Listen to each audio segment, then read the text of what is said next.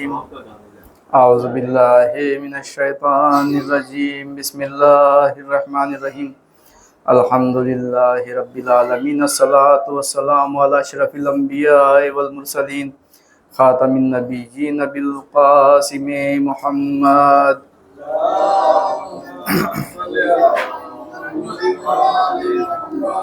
وعلى آل الطيبين الطاهرين المعصومين ولعنة الله على أعدائهم أجمعين من يومنا هذا إلى يوم الدين أما بعد فقد قال الله تبارك وتعالى في القرآن الكريم بسم الله الرحمن الرحيم ألف لام ميم ذلك الكتاب لا ريب فيه هدى للمتقين الذين يؤمنون بالغيب ويقيمون الصلاة ومما رزقناهم ينفقون صلوات پڑھیں محمد علیہ.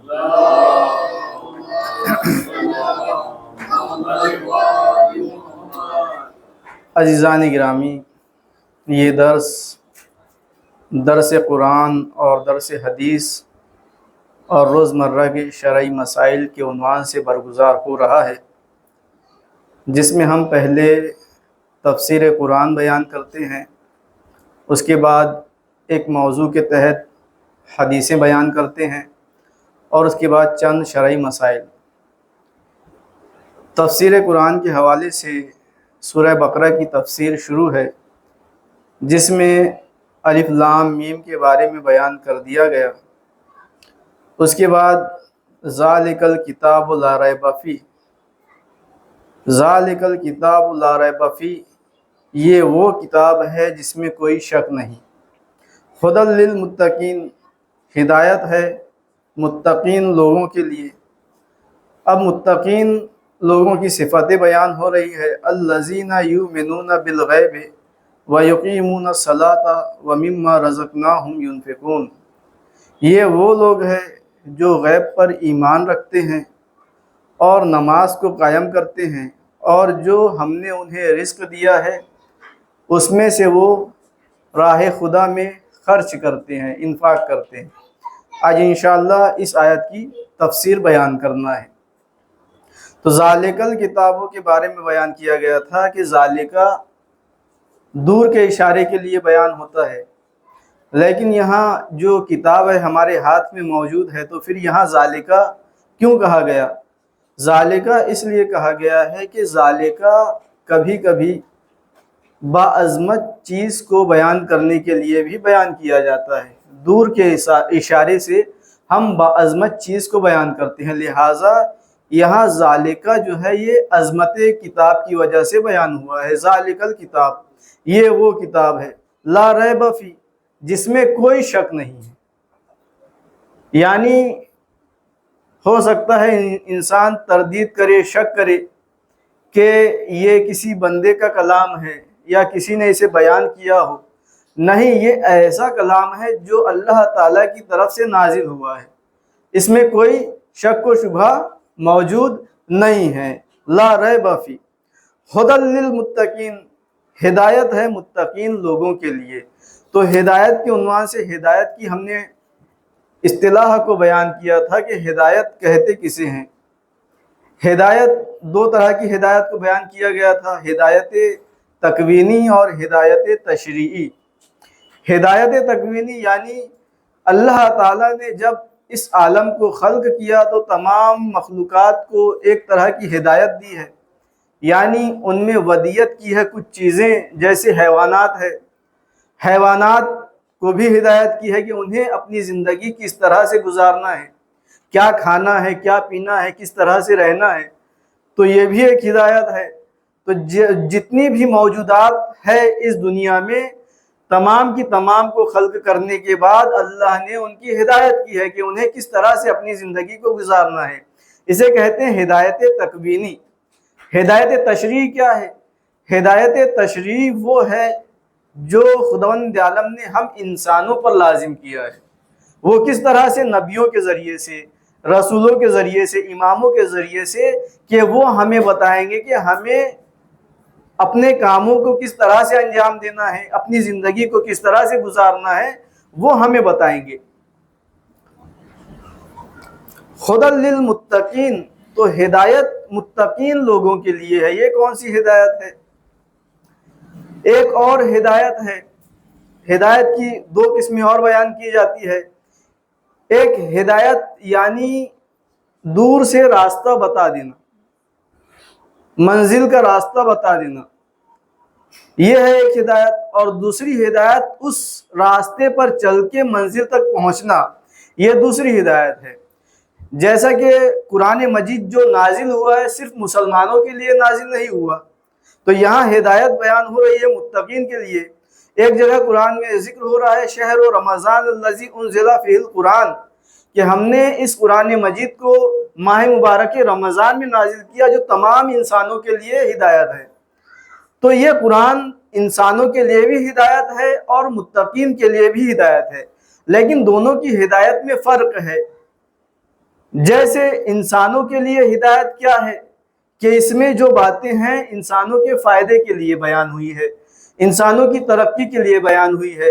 اب انسان ان باتوں کو پڑھے اور اس پر عمل نہ کرے تو یہ اس کی ہدایت ہو گئی، لیکن وہ اس سے فائدہ نہیں اٹھا سکتا۔ کیوں؟ اس لیے کہ وہ اس پر عمل نہیں کر رہا ہے۔ ہدایت تو اسے مل گئی، ہدایت کا راستہ اسے معلوم ہو گیا کہ اسے ترقی کہاں سے ملے گی، اسے کن چیزوں سے بچنا ہے، کن چیزوں سے پرہیز کرنا ہے۔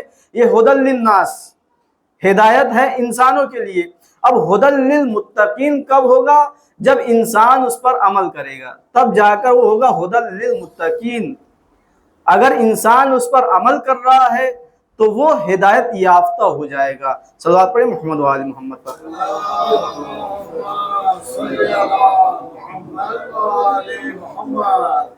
اب متقی، تقوی کو سمجھنے کے لیے ہمیں اور اصطلاحات کو سمجھنا پڑے گا۔ ہدی للمتقین، سب سے پہلی بات یہ قرآن مجید جو نازل ہو رہا ہے یہ تمام انسانوں کی ہدایت کے لیے نازل ہو رہا ہے۔ اور قرآن مجید کے بارے میں یہ روایتوں میں بھی موجود ہے کہ قرآن کی جو ایک آیت کی کئی تفسیریں ہیں، یعنی ایک ظاہری تفسیر ہوتی ہے اور اس تفسیر کی بھی پھر تفسیر ہوتی ہے۔ اس طرح سے 70 طریقے سے اس کی تفسیر کی جاتی ہے۔ یعنی ہم ظاہری تفسیر تو جانتے ہیں، لیکن جو معنوی تفسیر ہے، باطنی تفسیر ہے، وہ معصومین علیہ السلام بیان کرتے ہیں کہ اس کی اور کیا تفسیر ہو سکتی ہے، یا خداوند عالم اس آیت میں اور کیا بیان کرنا چاہ رہا ہے۔ تو متقی کو سمجھانے کے لیے، متقین کو سمجھانے کے لیے ہمیں اور اصطلاحات کو سمجھنا پڑے گا۔ متقی، تقوی، دوسرے ہے اس کے بعد ایمان، اس کے بعد ہے کفر، اس کے بعد ہے منافق۔ تو تقوی یعنی کیا؟ تقوی کہتے کسے ہیں؟ تقوی یعنی اپنے آپ کو ضرر سے بچانا، اپنے نفس کو کسی ضرر ہونے کی، وہ ان چیزوں سے بچانا جن چیزوں سے ہمیں ضرر پہنچتا ہے، اسے کہتے ہیں تقوی۔ اب یہ جو صفت بیان ہوئی ہے تقوی کی صفت تمام مذاہب میں مل جائے گی۔ ان صفت کے لوگ ہر مذہب میں پائے جاتے ہیں، متقی، مومن، کافر اور منافق۔ کس اعتبار سے؟ اصطلاح کے اعتبار سے، یعنی جو لغوی معنی ہے، اس کی لغوی معنی کے اعتبار سے ہم دیکھیں تو یہ ہر مذہب میں ایسے لوگ پائے جائیں گے۔ اب یہ ہدی للمتقین، یہ ہدایت ہے متقین کے لیے، تو تمام انسان اس سے فائدہ اٹھا سکتے ہیں، تمام انسان اس سے ہدایت حاصل کر سکتے ہیں۔ تو کون سے انسان ہدایت حاصل کر سکتے ہیں؟ وہ جن میں تقوی کی صفت پائی جاتی ہے۔ اگر ان میں تقوی کی صفت پائی جا رہی ہے تو وہ انسان ہدایت حاصل کر سکتا ہے۔ تقوی کہتے کسے؟ اپنے آپ کو ان چیزوں سے بچانا جن چیزوں سے ہمیں نقصان پہنچتا ہو۔ تو آپ دیکھیے ہر مذہب میں اس طرح کے لوگ ملتے ہیں کہ کچھ ایسے لوگ ہوتے ہیں کہ جو اپنے آپ کو نقصان سے بچانے کی کوشش کرتے ہیں، یا اپنی کمپنی کو جس چیز سے نقصان ہونے والا ہے اس چیز سے اپنی کمپنی کو، اپنے پروڈکٹ کو بچا کے رکھتے ہیں، وہ بھی متقی ہے۔ یعنی اپنے آپ کو جس چیز سے نقصان ہو رہا ہے ان چیزوں سے ہم اپنے آپ کو بچاتے ہیں، یہ ہے تقوی۔ ایمان یعنی یقین رکھنا، یقین ہونا کسی چیز پر، اس کو کہتے ہیں ایمان۔ کفر یعنی کسی چیز کا انکار کرنا، تو انکار کرنے والے بھی ہر مذہب میں ملتے ہیں۔ مثلا ہم غیر مسلم کو کہتے ہیں کافر. کیوں کہتے ہیں؟ اس لیے کہ وہ خدا کا انکار کرنے والے ہیں، ہمارے دین کا انکار کرنے والے ہیں، لہٰذا وہ ہمارے لیے کافر ہے اور ہم ان کے لیے کافر ہے. کیوں؟ اس لیے کہ ہم ان کے دین کا انکار کرتے ہیں، ہم ان کے دین کو نہیں مانتے، تو ہمارے لیے وہ کافر ہے، ان کے لیے ہم کافر ہے. اسی طرح سے منافق صفت لوگ بھی ہر مذہب میں، ہر قوم میں مل جائیں گے. منافق کیا ہوتا ہے؟ یعنی سامنے کچھ ہے اور پیٹھ پیچھے کچھ اور ہے. یعنی سامنے وہ آپ کی تعریف کرے گا، آپ کی تعریف کرے گا، آپ کے بارے میں اچھا بولے گا، لیکن جب آپ کے پیٹھ پیچھے جائے گا تو وہ آپ کی برائی کرے گا. اسے کہتے ہیں منافق. تو اس صفت کے لوگ ہر مذہب میں موجود ہوتے ہیں. ھدی للمتقین، یہ کتاب ہدایت ہے ان لوگوں کے لیے جو صاحبان تقوی ہے، جو اپنے آپ کو کسی چیز سے جس سے انہیں ضرر پہنچتا ہے اس سے بچانا چاہتے ہیں. تو اللہ تعالیٰ نے ہر انسان کو عقل دی ہے. ہر انسان یہ چاہتا ہے کہ وہ اپنے آپ کو ضرر پہنچانے سے، ضرر والی چیزوں سے بچائے. تو متقی کی پہلی صفت بیان ہو رہی ہے الذین یؤمنون بالغیب، کہ وہ غیب پر ایمان رکھتے ہیں. غیب پر ایمان رکھتے ہیں، یقین رکھتے ہیں. غیب کسے کہتے ہیں؟ غیب اس چیز کو کہتے ہیں جو چیز ہماری آنکھوں سے دکھائی نہیں دیتی، یا ان چیزوں کو کہتے ہیں جن چیزوں کو ہمارے حواس خمسہ درک نہیں کر پاتے. حواس خمسہ کسے کہتے ہیں؟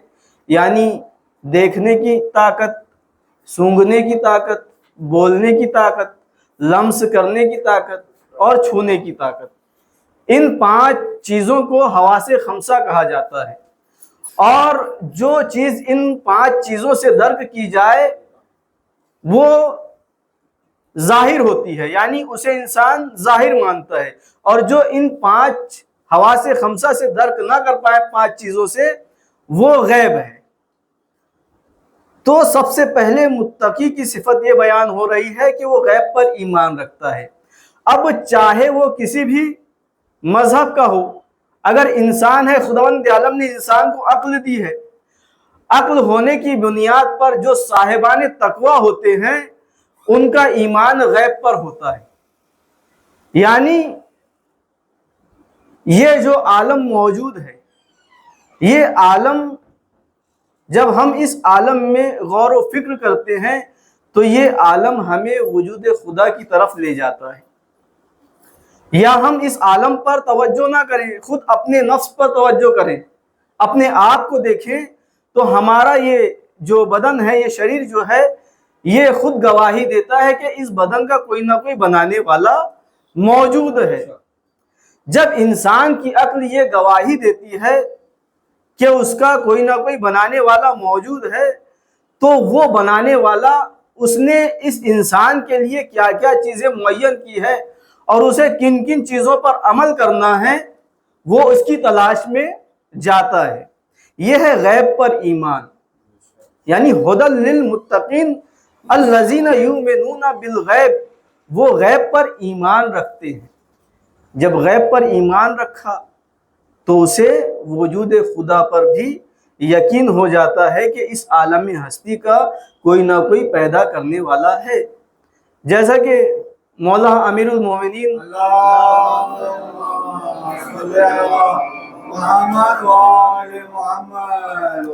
راستے سے گزر رہے تھے تو دیکھا کہ ایک بڑھیا چرخہ چلا رہی ہے. تو مولا کائنات دریافت کرتے ہیں کہ اس بڑھیا سے کہ بتا وجود خدا کی تیرے پاس کیا کوئی دلیل ہے؟ تو بڑھیا جواب دیتی ہے کہ میں یہ چرخہ جب چلاتی ہوں تو چلتا ہے اور جب روکتی ہوں تو رک جاتا ہے. تو یہ چرخہ میرے چلانے کا محتاج ہے، جب چلاتی ہوں تو چلتا ہے، جب روکتی ہوں تو رک جاتا ہے. تو یہ کائنات، یہ اتنا بڑا چرخہ، یہ بغیر چلانے والے کے کیسے چل سکتا ہے؟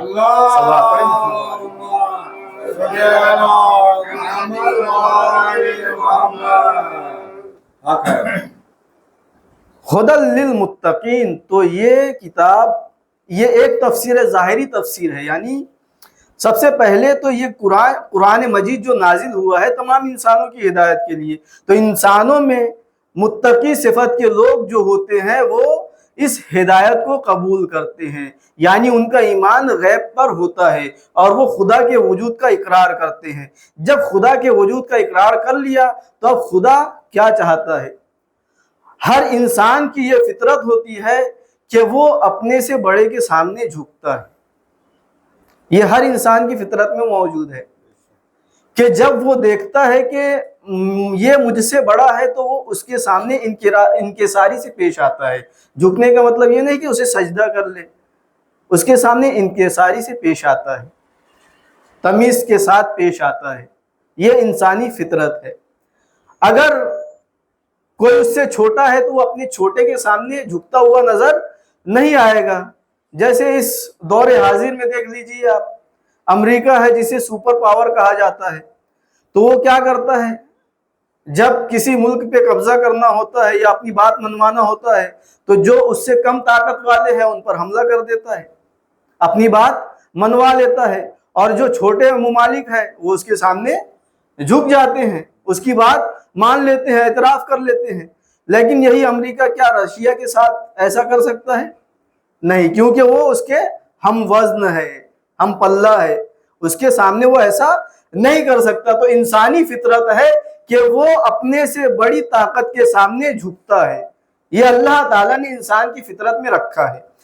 تو جو یہ ان صفت کے انسان ہوتے ہیں، تقوی والی صفت کے، ان کی پہلی صفت یہ ہوتی ہے الذین یؤمنون بالغیب، وہ غیب پر ایمان رکھتے ہیں، ویقیمون الصلاۃ، اور نماز کو قائم کرتے ہیں۔ نماز کو قائم کرنا یعنی اللہ کے سامنے جھک جانا، جو تمام عالمین کا خالق ہے اس کے سامنے جھک جانا۔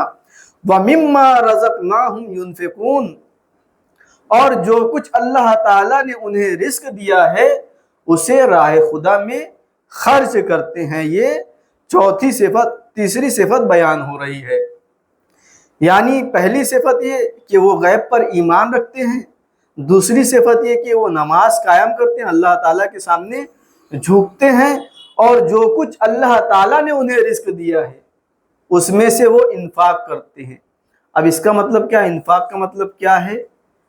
سب سے پہلی چیز ہمیں اس بات پر یقین رکھنا چاہیے کہ جو کچھ ہم رزق حاصل کر رہے ہیں یہ ہمارا نہیں ہے، یہ اللہ تعالیٰ کا دیا ہوا ہے، اللہ تعالیٰ نے ہمیں دیا ہے۔ تو جہاں بھی قرآن میں ينفقون کا لفظ آیا ہے وہ راہ خدا میں مراد ہے، اس سے یعنی جو خرچ کرنا ہے وہ راہ خدا میں خرچ کرنا ہے۔ اب انسان جب پیسہ کماتا ہے، دولت کماتا ہے، اور جب اپنے پروگرام میں خرچ کرنے کی باری آتی ہے تو بے پناہ خرچ کرتا ہے، اور یہ سوچتا ہے کہ اس کے بعد میں پھر کما لوں گا،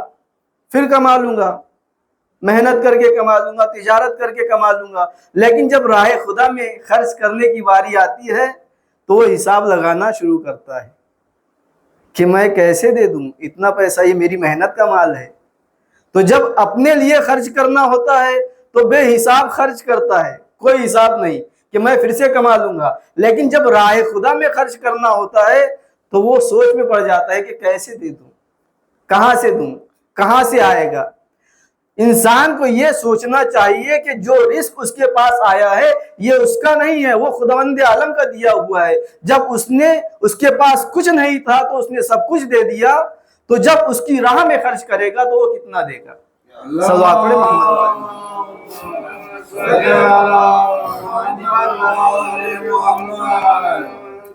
تو یہ مختصر سی اس آیت کی تفسیر تھی۔ انشاءاللہ آئندہ ہفتے دوسری آیت کی تفسیر اور بیان کی جائے گی۔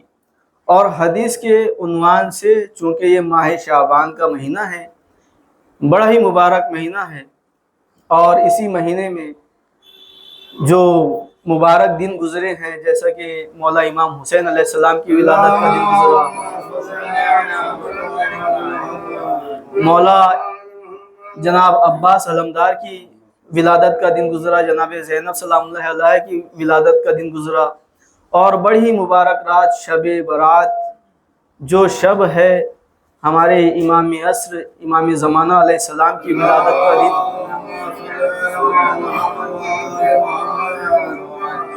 انہی کے عنوان سے آج حدیث بیان کرنا ہے کہ جس میں پیغمبر اکرم حضرت احمد مجتبی محمد مصطفیٰ صلی اللہ علیہ وسلم ارشاد فرما رہے ہیں، من مات ولم یعرف امام زمانہ فقد مات میتۃ جاہلیہ، کہ جو شخص مر جائے اور اپنے زمانے کے امام کو نہ پہچانے وہ جاہلیت کی موت مرتا ہے، کفر کی موت مرتا ہے۔ یعنی اگر ہم اس حدیث کا منطوق دیکھیں تو منطوق کیا نکلتا ہے؟ جو اس زمانے میں زندگی گزار رہا ہے، زندہ ہے اور اپنے زمانے کے امام کو نہیں پہچانتا تو اس کی زندگی کفر کی زندگی ہے، جاہلیت کی زندگی ہے۔ تو دور غیبت میں، یعنی جو یہ غیبت کا دور ہے، غیبت کا زمانہ ہے، اس زمانے میں ہماری سب سے اہم ذمہ داری کیا ہے؟ ہماری سب سے اہم ذمہ داری یہ ہے کہ معرفت امام حاصل کرنا، امام کی معرفت کو حاصل کرنا۔ یعنی یہ وہ پرآشوب زمانہ ہے کہ جو غیبت کا زمانہ ہے، غیبت امام زمانہ کا زمانہ ہے۔ جب امام موجود تھے تو امام کو پہچاننا آسان تھا کہ امام نظروں کے سامنے ہے، ہم جا کر سوال کر سکتے تھے، ہم انہیں دیکھ سکتے تھے۔ اگر یقین نہ ہوتا تو ہم کہتے ان سے وہ معجزات دکھا دیتے، ہمیں یقین ہو جاتا۔ لیکن یہ غیبت کا دور ہے، تو اس زمانے میں ہمیں معرفت امام زمانہ حاصل کرنی ہوگی۔ یہ ہماری سب سے اہم ذمہ داری ہے، سب سے پہلی ذمہ داری کہ غیبت امام زمانہ میں امام زمانہ کی معرفت کو حاصل کریں۔ تو ہم معرفت کس طرح سے حاصل کر سکتے ہیں؟ معرفت امام زمانہ ہم دو طریقوں سے حاصل کر سکتے ہیں۔ پہلا طریقہ ہے معرفت عام اور دوسرا طریقہ ہے معرفت خاص۔ معرفت عام کسے کہتے ہیں؟ معرفت عام یعنی عمومی معرفت، یعنی تمام اماموں میں وہ جو صفت پائی جاتی ہے ان صفتوں کا جان لینا کہ امام کون ہو سکتا ہے، امام کو بنانے کا حق کس کو ہے، امام میں کون کون سی صفتیں پائی جاتی ہے، کیا ہم اپنی طرف سے امام بنا سکتے ہیں یا نہیں۔ یہ ہے عام معرفت، یعنی امام کو عام طریقے سے جان لینا۔ صلوات پڑھیں محمد والے۔ تھوڑی سی بیٹا آواز کم کرنا اس کی، یہ لاسٹ والی بٹن اور وہ لاسٹ والی بٹن کو کم کرنا، اس کو بھی اور کم کرنا، اس کو بھی لاسٹ والی کو کم کرنا، کم کرو۔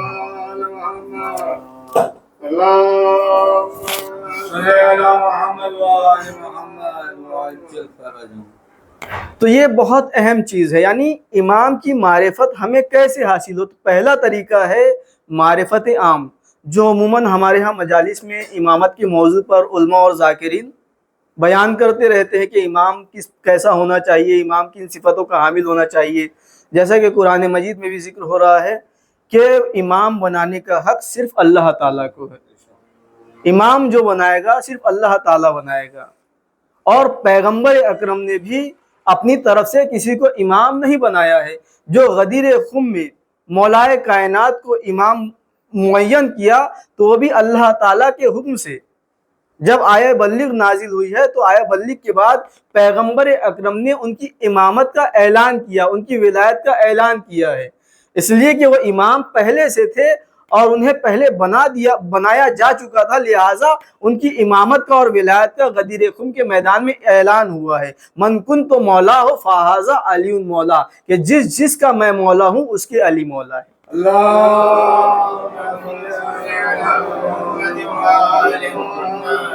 تو یہاں سے امامت کا سلسلہ شروع ہوا ہے۔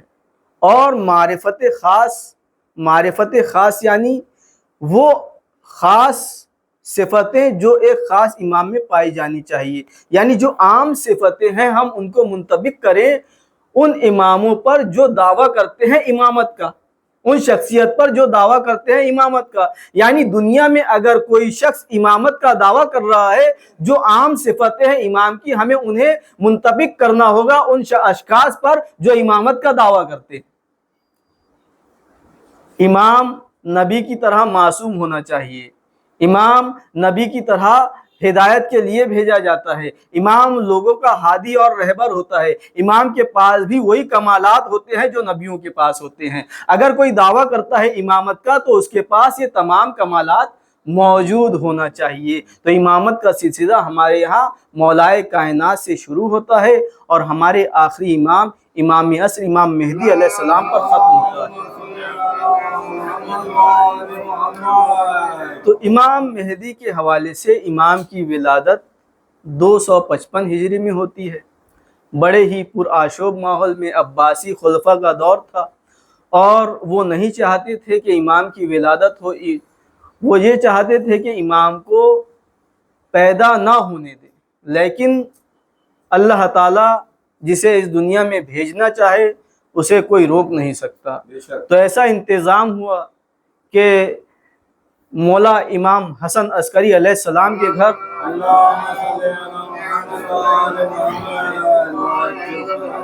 امام زمانہ کی ولادت ہوتی ہے۔ 5 برس گزرتے ہیں، 5 سال کا سن امام کا ہے اور امام حسن عسکری علیہ السلام کا شہادت واقع ہوتی ہے، اور اس شہادت کے بعد امام سرداب غیبت سے غیبت میں چلے جاتے ہیں اور وہاں سے غیبت صغریٰ کا دور شروع ہو جاتا ہے۔ یہ بہت اہم چیز ہے، غیبت صغریٰ اور غیبت کبریٰ۔ غیبت صغریٰ کا سلسلہ شروع ہوتا ہے 5 سال کے بعد، یعنی امام جب 5 سال کے تھے سن 261 ہجری سے غیبت صغریٰ کا دور شروع ہوتا ہے، اور وہاں سے امام کس طرح سے لوگوں کی مدد کرتے ہیں، جیسا کہ پیغمبر اکرم نے جابر ابن عبداللہ انصاری سے بیان کرتے ہیں اپنے جانشین کے بارے میں کہ اے جابر، میرے جانشین میرے خلیفہ 12 ہوں گے، اور جو میرا 12واں ہوگا وہ اس کی طولانی غیبت ہوگی۔ جب نبی نے یہ فرمایا کہ آخری جو ہوں گے ان کی غیبت بہت طولانی ہوگی، تو جابر ابن عبداللہ انصاری سوال کرتے ہیں کہ یا رسول اللہ، جب آپ کے آخری جو امام ہوں گے ان کی غیبت طولانی ہوگی تو لوگ کس طرح سے فائدہ اٹھائیں گے؟ تو پیغمبر اکرم کہتے ہیں کہ ایسا نہ کہو، کیا تم نہیں دیکھتے سورج جب نکلتا ہے دن موجود ہوتا ہے، اور جب بدلی میں چلا جاتا ہے تو رات نہیں ہو جاتی بلکہ دن موجود ہوتا ہے اور لوگ فائدہ اٹھاتے رہتے ہیں۔ اسی طرح سے ہمارا آخری بھی ہوگا، وہ پردہ غیبت میں ہوگا اور لوگ اس سے فائدہ اٹھاتے رہیں گے۔ صلوات پڑھیں محمد تو غیبت صغریٰ کا سلسلہ شروع ہوا اور امام نے اپنے نائب معین کیے، جنہیں نواب اربعہ کہا جاتا ہے یا نائب امام زمانہ کہا جاتا ہے۔ وہ 4 نائب گزرے ہیں۔ یہ سلسلہ غیبت صغریٰ کا 70 سال تک چلتا رہا، اور 70 سال کے بعد امام نے اپنے آخری نائب سے وصیت کر دی کہ اب تم اپنے بعد کوئی نائب معین نہ کرنا، تمہارے بعد کوئی نائب نہیں ہوگا، یہاں سے غیبت کبریٰ کا سلسلہ شروع ہو جائے گا اور نائب عام کا سلسلہ شروع ہو جائے گا۔ یہ جو تھے نواب اربعہ، یہ نائب خاص تھے۔ یہ کیا کرتے تھے؟ انہوں نے وکلا کو معین کر رکھا تھا، جس طرح سے آج کے زمانے میں ہمارے جو مرجع اکرام ہیں ان کی طرف سے وکلا ہوتے ہیں، جیسا کہ احمد علی عابدی صاحب جناب آیت اللہ سستانی صاحب کے وکیل ہے، اسی طرح سے اس زمانے میں بھی وکیل ہوتے تھے، اور جو شیعان حیدر کرار ہوتے تھے ان کی جو تکلیفیں ہوتی تھی، ان کی جو پریشانی ہوتی تھی، ان کے جو سوالات ہوتے تھے، وہ ان نائب کے پاس، نائب خاص کے پاس لے جاتے تھے، اور یہ نائب خاص امام کے پاس جاتے تھے، ان سوالوں کو لے کر جاتے تھے اور سوال کا جواب لے کر آتے تھے، اور جن کے سوال ہوتے تھے ان تک پہنچاتے تھے، اور جو حقوق شرعیہ بھی ہوتا تھا وہ اسی طرح سے امام تک پہنچایا جاتا تھا۔ تو یہ سلسلہ 70 سال تک جاری تھا۔ اب 70 سال کے بعد یہ سلسلہ بند ہو گیا، تو پھر لوگوں کی ہدایت کیسے ہو؟ لوگ اپنے مسائل کو کس طرح سے حل کریں؟ تو امام نے روایت بیان کر دی، حدیث بیان کر دی کہ جو ہمارے حلال اور حرام کو بیان کرے اور اپنے نفس کی مخالفت کرے، ہمارے حرام اور حلال کو بیان کرے اور اپنے نفس کی مخالفت کرے، ان پر ہم حجت ہے اور وہ ہماری طرف سے تم پر حجت ہے۔ تو یہ نائب عام کون ہے؟ یہ نائب عام جو ہمارے مراجع کرام ہیں، آیت اللہ سستانی، آیت اللہ مکارم شیرازی، آیت اللہ وحید خراسانی، یہ سب جو تمام کے تمام ہے یہ نائب عام ہیں۔ تو ان کے سلسلے سے جو تقلید کا سلسلہ شروع ہو گیا۔ تو جو بھی ہمارے روزمرہ کے سوالات ہوتے ہیں، جو بھی شرعی مسائل پیش آتے ہیں، ان تک جاتے ہیں اور یہ قرآن اور حدیث کی روشنی میں اس سے نکال کر ان کا حل پیش کرتے ہیں۔ صلوات پڑھیں محمد وآلہ۔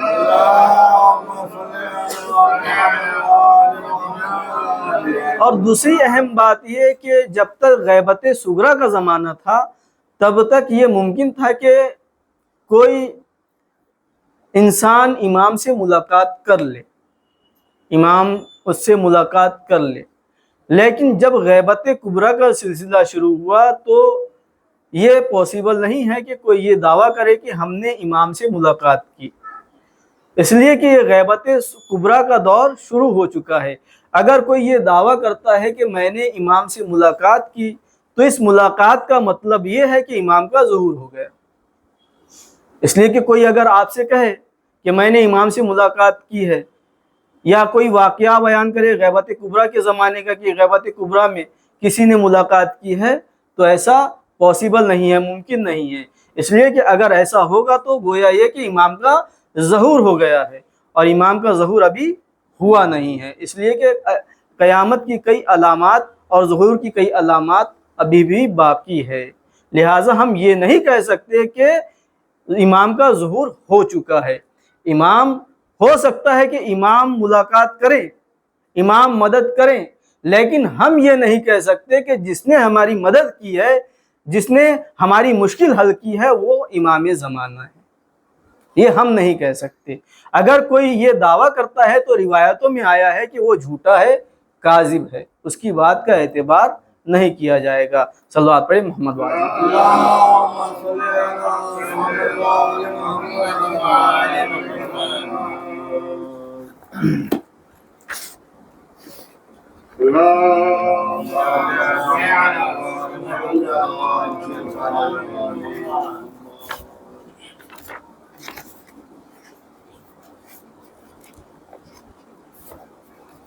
اللهم صل على محمد وآل محمد۔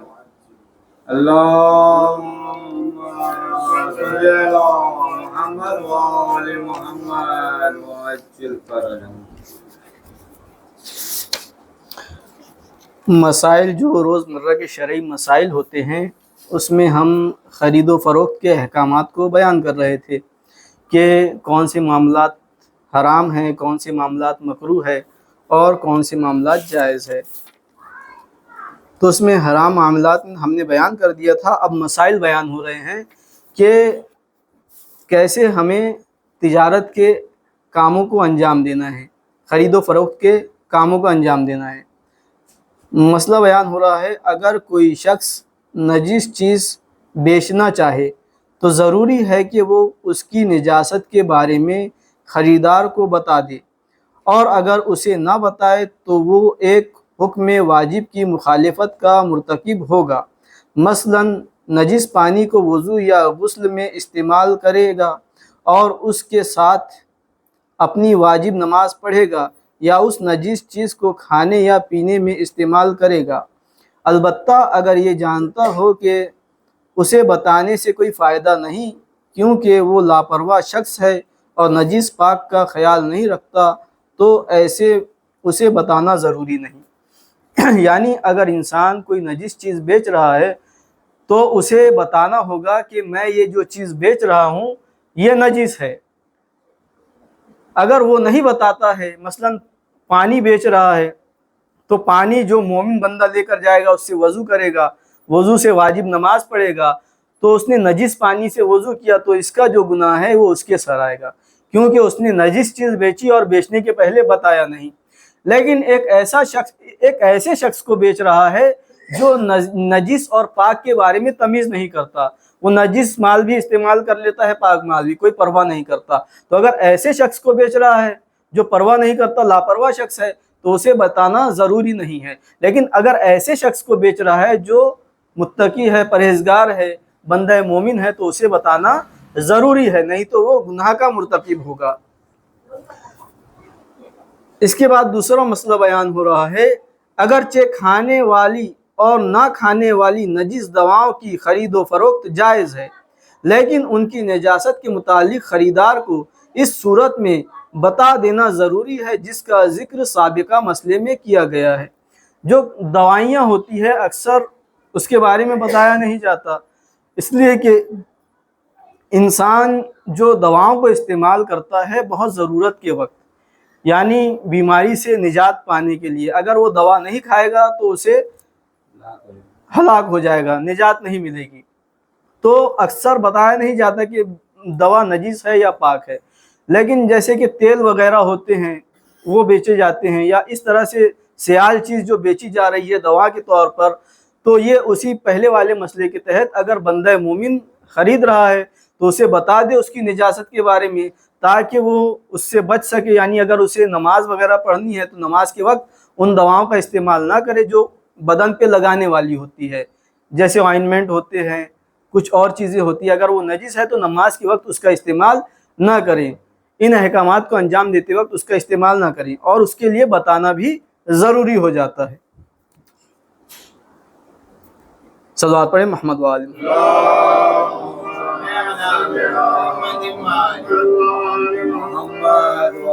اسی طرح سے مسئلہ بیان ہو رہا ہے، جو چمڑا غیر اسلامی ممالک سے درآمد کیا جائے یعنی لایا جائے یا کافر سے لیا جائے، اگر اس کے بارے میں احتمال ہو کہ ایک ایسے جانور کا ہے جسے شرعی طریقے سے ذبح کیا گیا ہے تو اس کی خرید و فروخت جائز ہے، اور اسی طرح اس میں نماز بھی اقوا کی بنا پر صحیح ہے۔ یعنی احتمال یہ دے رہا ہے، وہ احتمال کسے کہتے ہیں؟ یعنی شک سے بڑھ کر، ایک ہوتا ہے شک، ایک ہوتا ہے گمان، اور ایک ہوتا ہے یقین۔ یقین سے کم ہوتا ہے احتمال۔ اگر انسان احتمال دے رہا ہے کہ یہ جو میں بیلٹ استعمال کر رہا ہوں یہ اس جانور کا ہے جسے شرعی طریقے سے ذبح کیا گیا ہے، تو وہ اس بیلٹ کو لگا کر نماز پڑھ سکتا ہے۔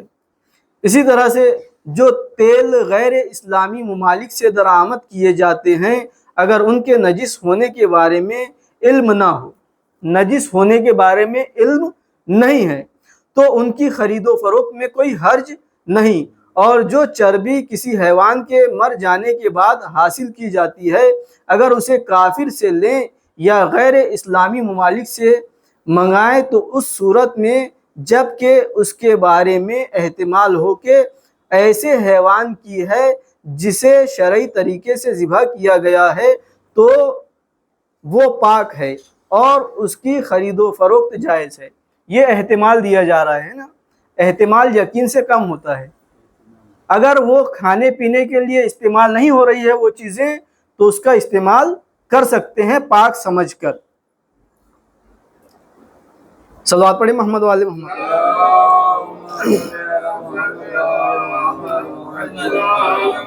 لیکن اس کا کھانا حرام ہے، اور بیچنے والے کے لیے ضروری ہے کہ وہ اس کی کیفیت سے خریدار کو آگاہ کرے، کیونکہ خریدار کو آگاہ نہ کرنے کی صورت میں وہ کسی واجب حکم کا مخالفت کا مرتکب ہو جائے گا۔ یعنی وہی مسئلہ ہے پہلے والا کہ وہ تیل یا چربی اگر وہ کسی مومن بندے کو بیچ رہا ہے تو اس کے بارے میں بتا دے کہ یہ میں نے کافر سے لیا ہے، اور اس کے بارے میں احتمال یہ پایا جا رہا ہے کہ یہ ذبح جانور سے لیا گیا ہو، لیکن اسے کھانے کے لیے استعمال نہیں کر سکتا۔ گوشت وغیرہ کے بارے میں، کھانے کے بارے میں یہ ہے کہ اس کی تحقیق ہو جائے کہ وہ اسے مسلمان نے ہی ذبح کیا ہے، لہٰذا اسے کھانے کے لیے استعمال نہیں کرنا چاہیے۔ انشاءاللہ اور مسائل آئندہ ہفتے بیان ہوگے۔ وصلی علی محمد وآلہ الطیبین الطاہرین المعصومین۔ خدایا بحق محمد وآل محمد جہاں جہاں مومنین مومنات مسلمین مسلمات پریشان حال ہے ان کی پریشانیوں کو دور کر، جو بے روزگار ہے ان کو روزی عنایت فرما، جو مقروض ہے ان کے قرضے کو ادا فرما، ہمارا حشر و نشر محمد وآل محمد کے ساتھ فرما، ہمارے امام زمانہ کا ظہور جلد سے جلد فرما۔ ایک سورہ فاتحہ تمام ارواح مومنین مومنات کے لیے۔ بسم اللہ الرحمن الرحیم۔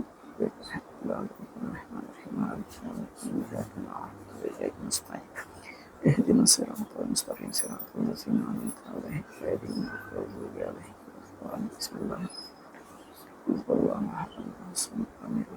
الضالين بسم الله بسم الله الرحمن الرحيم بسم الله الرحمن الرحيم بسم الله بسم الله الرحمن الرحيم الله الصمد لم يلد ولم يولد